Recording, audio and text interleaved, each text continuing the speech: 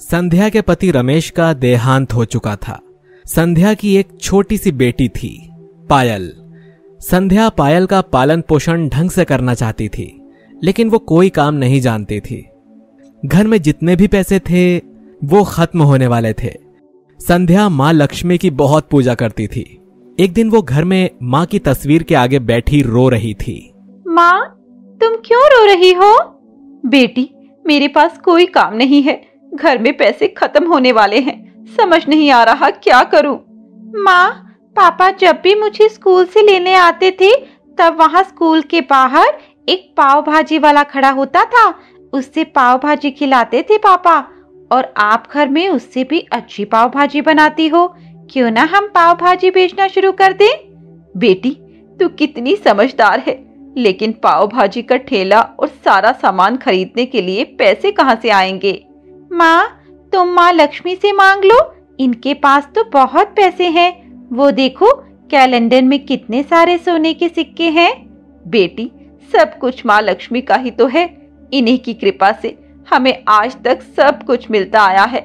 मुझे विश्वास है वे मुझ पर भी कृपा करेंगी। दोनों माँ बेटी रात को सो जाती हैं। अगले दिन संध्या सुबह उठकर तैयार होकर मंदिर जाने के लिए घर से निकलती है। तभी उसे उसकी पड़ोसन मिल जाती है। संध्या, मंदिर जा रही हो? मैं तुम्हारे पास ही आ रही थी। कल मेरे बेटे का जन्मदिन है और वह पाव भाजी की जिद कर रहा है। क्या तुम कल पाव भाजी बनाकर हमारे घर भिजवा दोगी? ये लो 2000 रुपए, 20 लोगों के लिए भिजवा देना। बहन, ये सब तो बस 400 रुपए में ही हो जाएगा, बाकी तुम्हारी मेहनत के पैसे रख लो। अगले दिन संध्या पाव भाजी बनाकर देती है। इस तरह कुछ दिनों के खाने का इंतजाम हो जाता है। एक दिन संध्या के पास एक औरत आई। बहन, उस दिन जन्मदिन पे तुम्हारे हाथ की पाव भाजी खाई, बहुत स्वादिष्ट थी। तुम मंदिर के पास पाव भाजी का ठेला क्यों नहीं लगा लेती? बहन, यहाँ खाने के लिए पैसे नहीं हैं, ठेला लगाने में कम से कम 10,000 रुपए लगेंगे। तुम चिंता मत करो, ये लो 10,000 रुपए। लेकिन मैं आपसे कैसे ले सकती हूँ? एक काम करो, तुम जितना पाव भाजी बेचकर कमाओगी आधा मुझे दे देना। संध्या पैसे लेकर अगले दिन से सामान खरीदने लगती है। 3 दिन बाद संध्या मंदिर के पास ठेला लगा लेती है। तभी वो औरत वहां आ जाती है। बहन, उस दिन मैंने आपका नाम भी नहीं पूछा, आज आप ही मेरे ठेले का मुहूर्त करो। मेरा नाम करुणा है।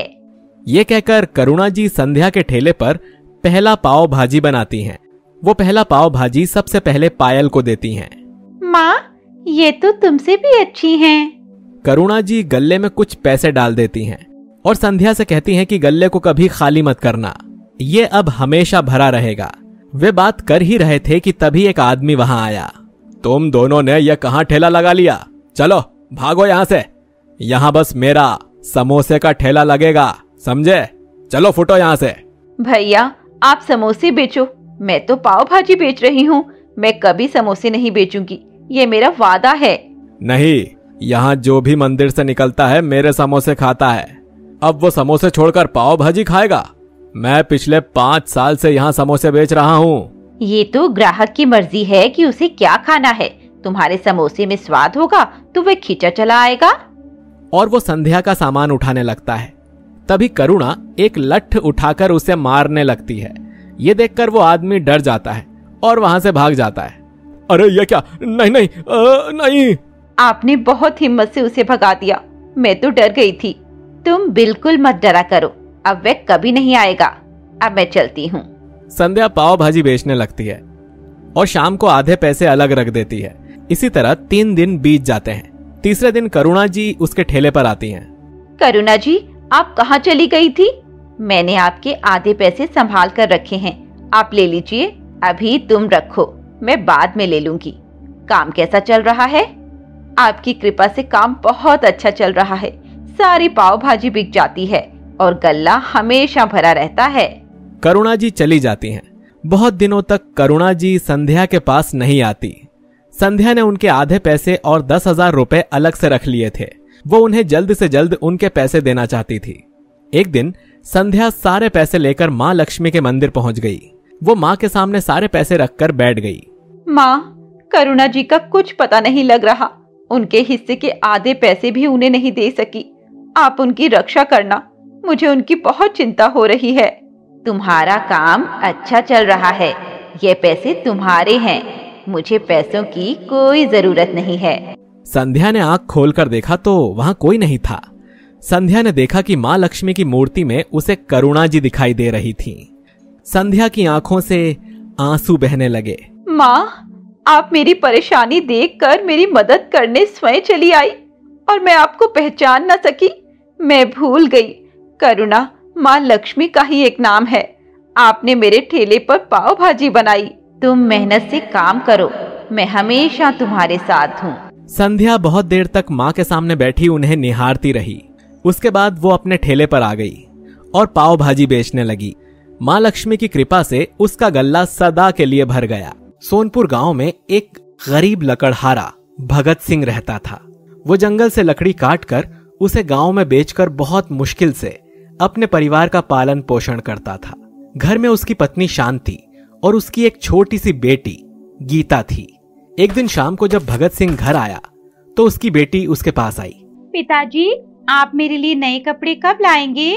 बेटी, अभी तो लकड़ी भी कम बिक रही है। अगर अगले महीने से सर्दी शुरू हो जाएगी तो फिर ज्यादा लकड़ियां बिकेंगी, तब मैं तुम्हारे लिए नए कपड़े लाऊंगा। गीता, बाहर जाकर खेलो। गीता बाहर चली जाती है। सुनो जी, आप कहीं से सस्ता सा कपड़ा ला देना। इसके लिए कपड़े मैं घर में ही सी दूंगी। इसके सारे कपड़े फट गए हैं। तुम तो जानती हो कि हमें 2 वक्त का खाना भी ठीक से नहीं मिल पाता है। कहाँ से लाऊं मैं ये सब? आप चिंता मत करो जी, अगले महीने सब ठीक हो जाएगा। इस तरह कुछ दिन बीत जाते हैं। एक दिन भगत सिंह जंगल में लकड़ी काटने गया। उसने देखा कि उसके सामने एक हरा भरा पेड़ है। उसने जैसे ही पेड़ को काटने के लिए कुल्हाड़ी चलाई, तभी वहां पर किसी के रोने की आवाज आई। कौन है? कौन रो रहा है? भगत सिंह, इस पेड़ को मत काटो। आप कौन हो? यदि मैंने आज लकड़ी नहीं काटी तो मेरा परिवार तो भूखा मर जाएगा। तुम जानते हो इस पेड़ को काटने से उसे कितनी तकलीफ होती है? वो सब तो ठीक है, लेकिन ये तो मेरा काम है। तुम इस पेड़ की जड़ के पास खोदो, यहाँ तुम्हें कुछ अवश्य मिलेगा। भगत पेड़ की जड़ के पास खोदता है। उसमें उसे एक सोने का सिक्का मिलता है। इस सिक्के को ले जाओ और अपनी जरूरतें पूरी करो, लेकिन याद रखना, ज्यादा लालच मत करना और जब भी परेशान हो इस पेड़ के पास आकर मुझे पुकारना। भगत सिंह सिक्का लेकर चला आता है और उस सिक्के को बेचकर अपने घर का खर्च चलाने लगता है। वो अपनी बेटी के लिए नए कपड़े भी खरीद लेता है।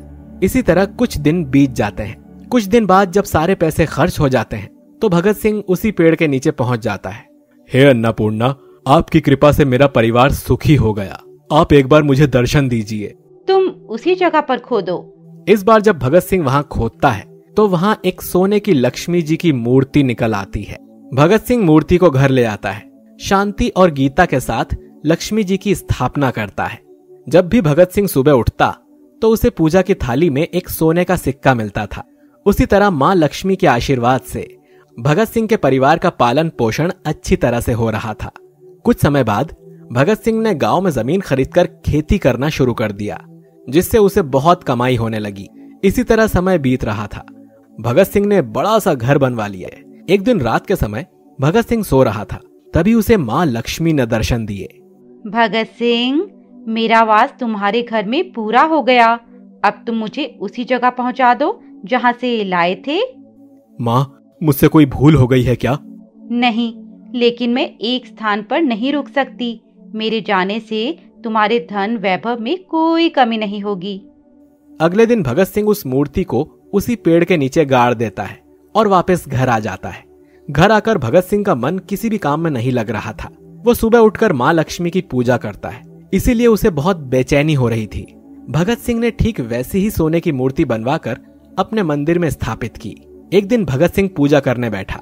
शांति, माँ लक्ष्मी की वो छवि मुझे उस मूर्ति में दिखाई नहीं देती। इससे तो हम गरीब ही ठीक थे। पैसा आते ही माँ ने हमसे मुंह फेर लिया। आप ठीक कह रहे हो, आज हमारे पास सब कुछ है, लेकिन सब बेकार लग रहा है। अगले दिन भगत सिंह और शांति और गीता उसी पेड़ के नीचे जाकर हाथ जोड़कर बैठ जाते हैं। माँ, हमें धन वैभव कुछ नहीं चाहिए, बस आपकी भक्ति करना चाहते हैं। हमारे घर चलो, मैं सदा आपकी पूजा करना चाहता हूँ। माँ, हमें कुछ नहीं चाहिए। हम एक वक्त का खाना खाकर खुश थे। आज सब कुछ होने पर भी हम परेशान रहते हैं। लेकिन पेड़ से कोई आवाज नहीं आई।